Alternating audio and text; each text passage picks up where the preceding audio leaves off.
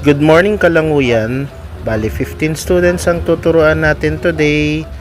Okay, so nag-stretching exercise muna bago lumublob para hindi masakit sa katawan. Ayan.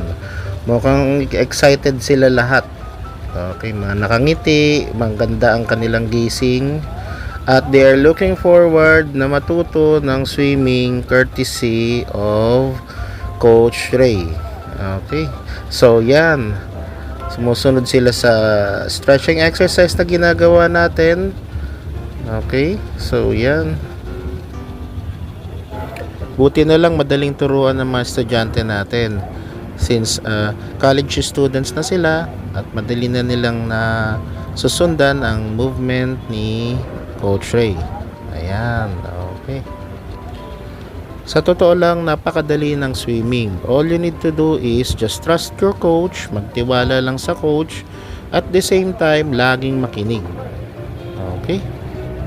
Since maaga kami sa resort, halos kami lang din ng tao, wala pang ibang tao na dumarating. Kaya medyo maaliwalas at maluwag ang space.